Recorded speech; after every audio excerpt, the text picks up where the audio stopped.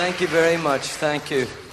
I wonder if you ever heard about the difficulties that Paddy and Mary were experiencing.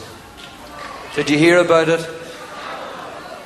Well, they had been married for a good number of years and they were having problems, you know. You see, the problem was Paddy was showing Mary no affection. Well, it was worse than that, but I know we're in a recession, so we have to take what we get. Yes, Paddy was showing Mary no affection, and she had been putting up with this for so long, and she said to him one day, she said if they didn't go and see somebody that would try and sort things out, that she was going to call a halt to the proceedings and it would be over. Well, Paddy was nobody's fool, and he knew his situation was a good one, so he said to Mary whatever she wanted to do, he would go along with it.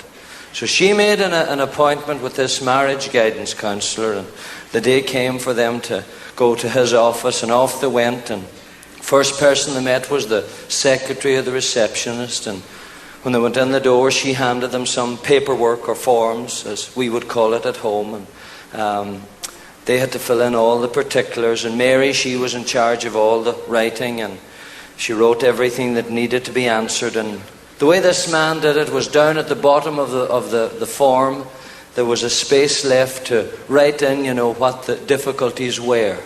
And Mary wrote in bold black writing that there was only the one problem, and it was that Paddy was showing her no affection.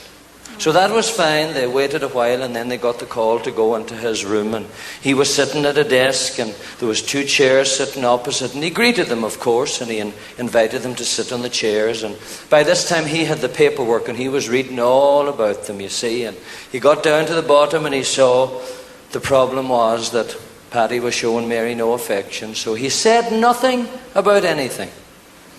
He just got up from his seat and he walked round the desk, and he stood beside where Mary was sitting.